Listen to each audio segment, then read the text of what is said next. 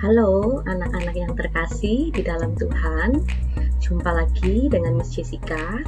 Yang pertemuan kali ini kita akan membahas tentang pentingnya olahraga dalam kehidupan kita. Ya, jadi sebelum kita mulai aktivitas kita hari ini, misalnya kalian sudah siap untuk memakai baju seragam dan lengkap dengan sepatunya. Nah, kira-kira olahraga itu kan selalu ada ya di dalam kehidupan kita dan menjadi bagian yang penting untuk hidup kita. Kenapa sih kira-kira? Ya, jadi dalam olahraga itu ada beberapa yang menyebabkan olahraga itu ternyata penting bagi kehidupan kita.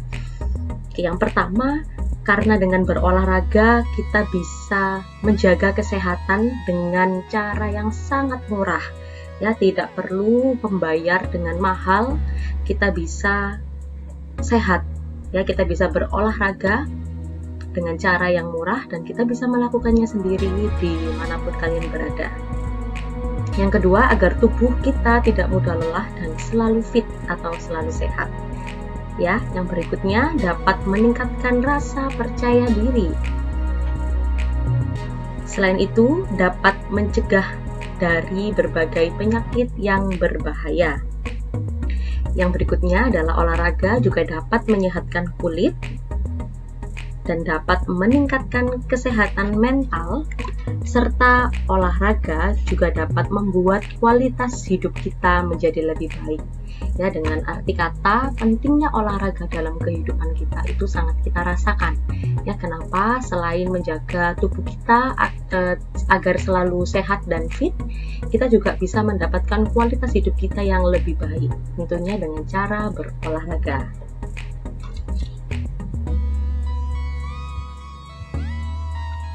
Nah, selain itu, tentunya pentingnya olahraga itu tidak bisa kita butuhkan saat ini juga, tetapi sejak zaman dahulu ternyata tubuh kita itu memerlukan olahraga untuk memenuhi aktivitas kita sehari-hari.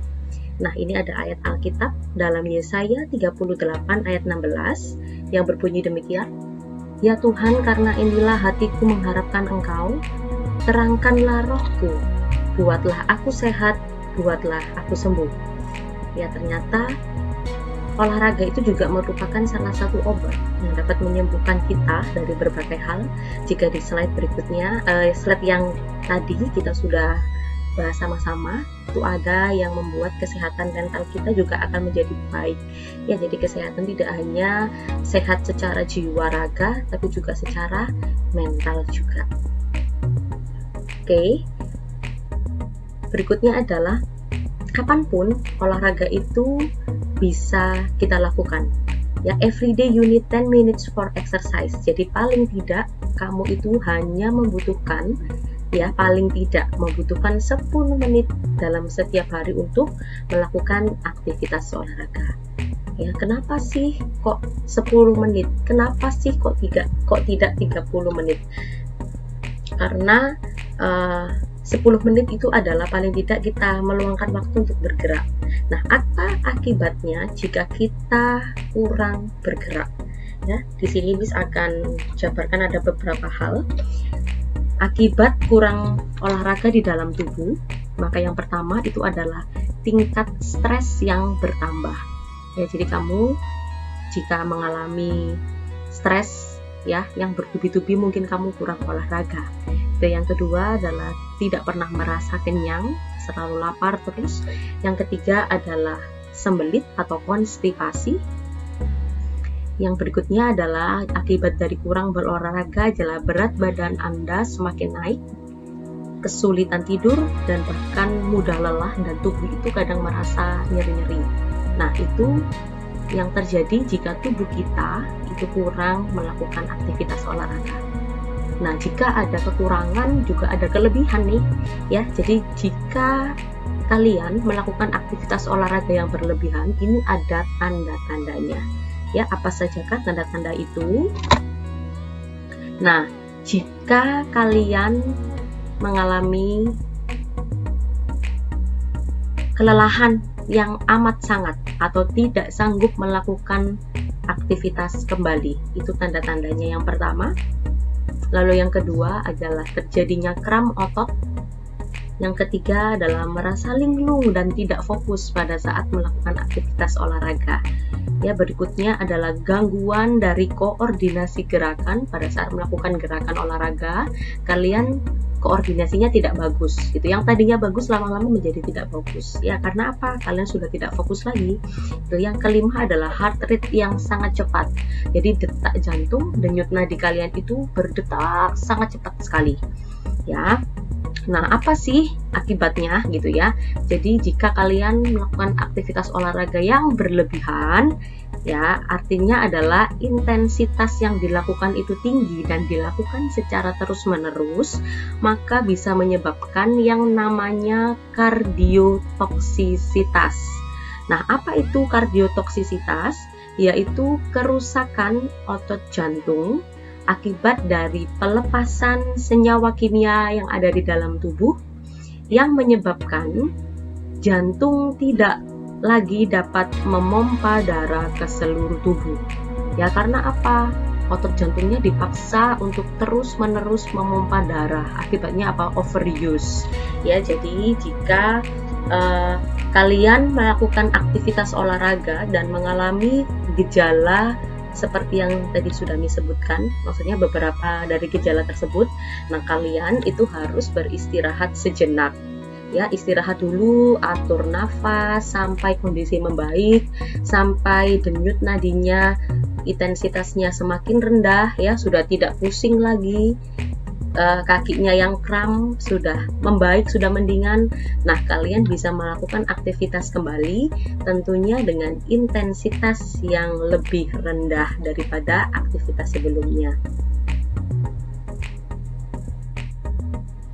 Nah, kalau tadi Miss sempat singgung ya mengenai heart rate atau denyut nadi atau detak jantung yang cepat yang kita alami pada saat kita melakukan aktivitas olahraga.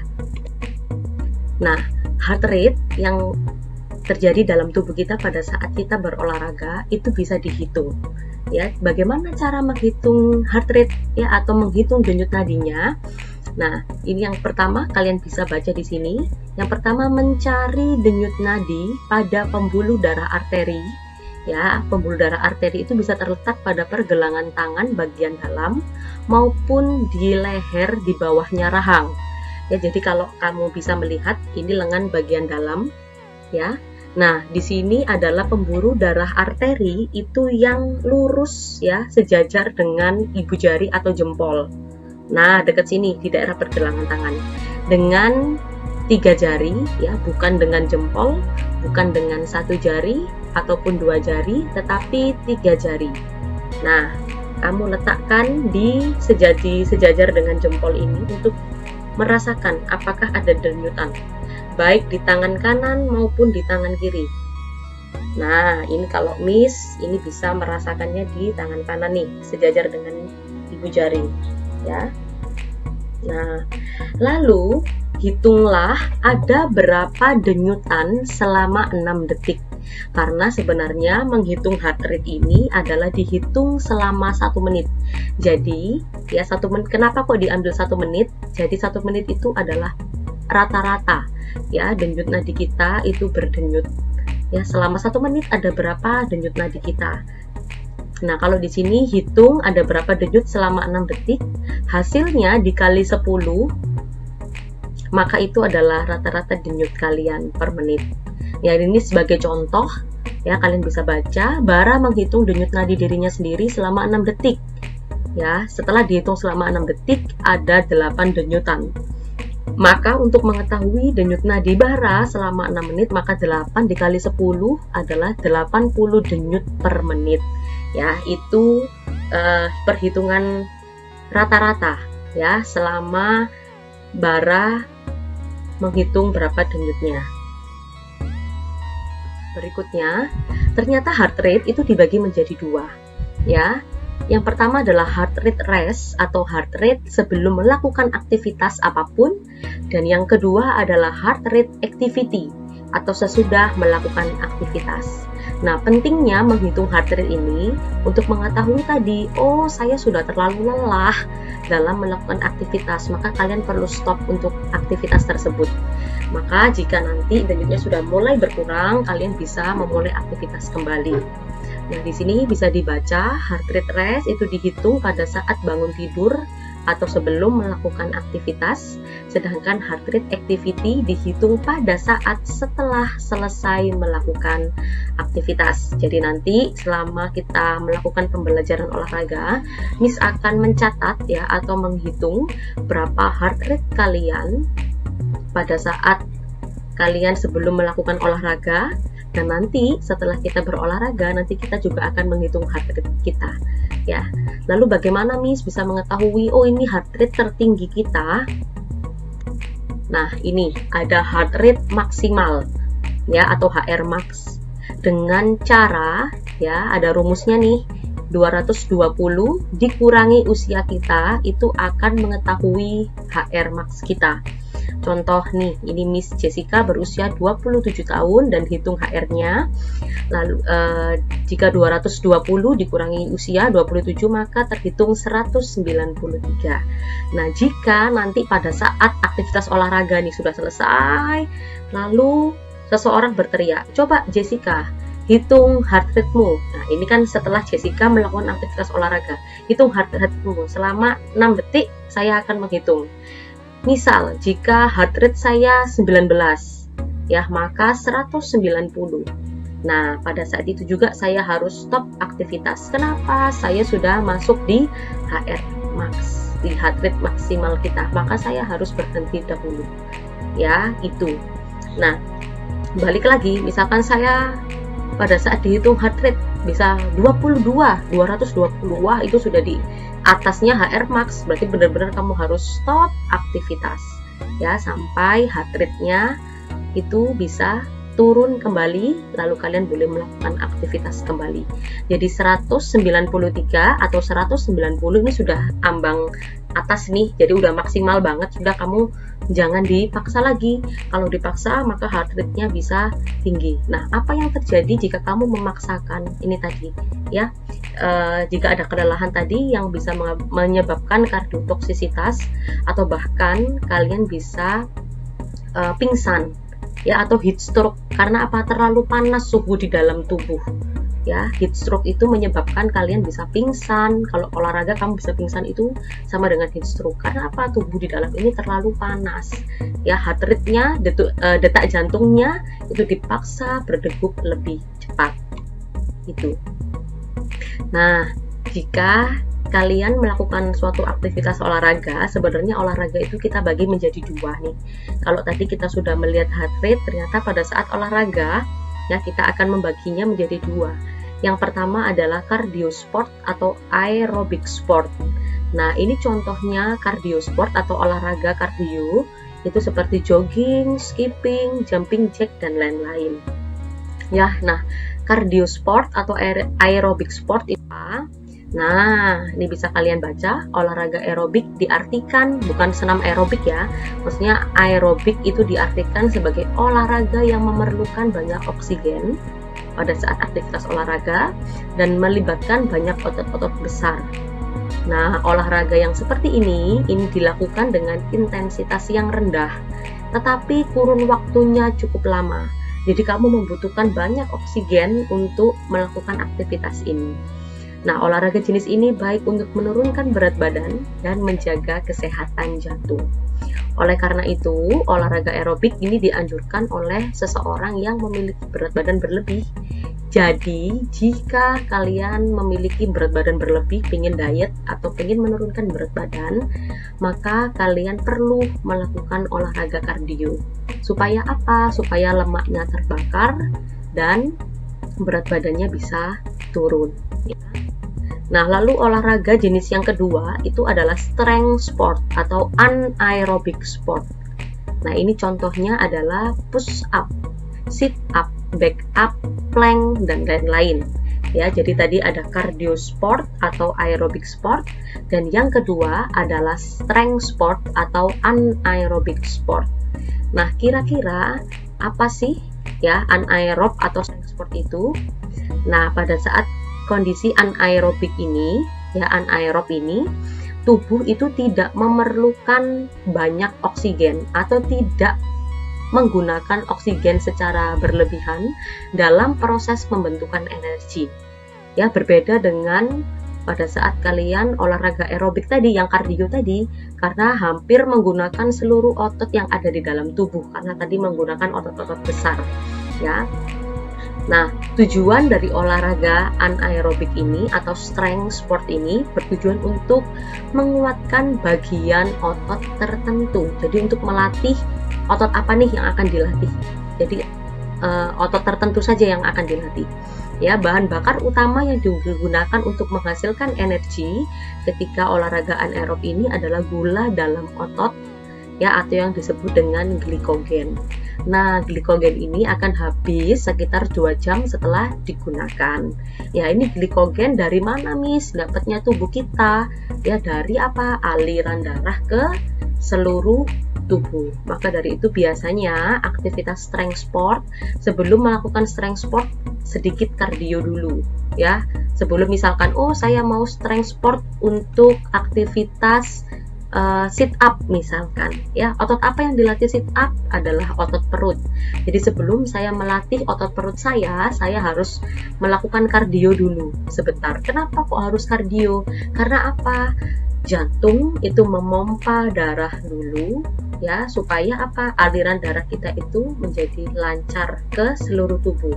Ya, kenapa? Karena darah itu yang membawa makanan atau glikogen atau gula itu ke seluruh tubuh. Setelah darah itu dialirkan ke seluruh tubuh, maka kita bisa nih melatih otot apa yang akan kita gunakan. Ya. Nah, untuk mengetahui, ya, bagaimana kita tubuh kita ini normal, kurus, kelebihan berat badan, atau obesitas. Karena kan nanti kita juga akan memilih olahraga apa yang bisa kita pakai atau yang kita bisa lakukan pada saat kita di rumah. Ya, stay at home. Olahraga apa nih yang cocok, ya? Kalian mau kardio kah, mau strength kah, mau otot apa yang dibentuk, mau atau menurunkan berat badan? Nah, kita bisa melihat indeks BMI atau body mass index, ya, atau indeks massa tubuh. Ya, BMI sendiri itu perbandingan antara berat badan dalam kilogram dengan kuadrat tinggi badan dalam meter. Nah, ini ada rumusnya, ya, yang perlu kalian catat dan nanti kalian juga akan hitung. Perhitungannya adalah berat badan dalam kilogram, ya, dan tinggi badan dalam meter. Nih rumusnya, ya.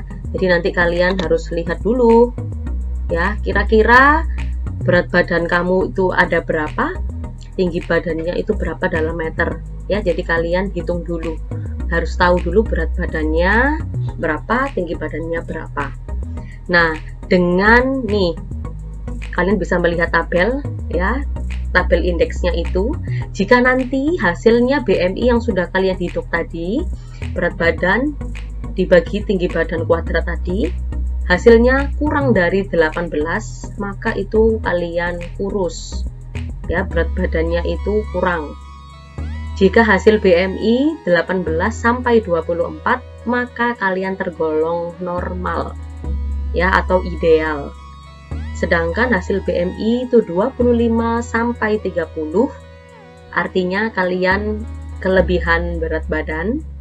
Dan jika hasil BMI-nya lebih dari 30 menit, jika BMI-nya lebih dari 30, maka kalian mengalami obesitas atau kegemukan. Nah, ini sebagai contoh, ya, berat badan Rosita tahun 2020 adalah 69 kg, tinggi badannya 157 cm. Nah, hitung BMI-nya dari Rosita, ya. Dengan dimasukkan rumusnya, karena tadi Rosita menghitungnya 157 cm, maka akan dirubah menjadi meter, ya, dan akan ketemu hasil 27,9, ya, atau nanti jika dimasukkan ke dalam tabelnya yang tadi, nah Rosita ini kelebihan berat badan, ya, maka nanti Rosita akan berpikir nih, kira-kira saya mau olahraga kardio atau strength ya. Jika dia kelebihan berat badan, otomatis dia mau menuju ke normal ya. Jadi dia harus menurunkan berat badannya. Ya, maka kira-kira olahraga apa yang cocok digunakan untuk Rosita? Ya, benar sekali, Rosita cocok untuk cardio sport. Ya,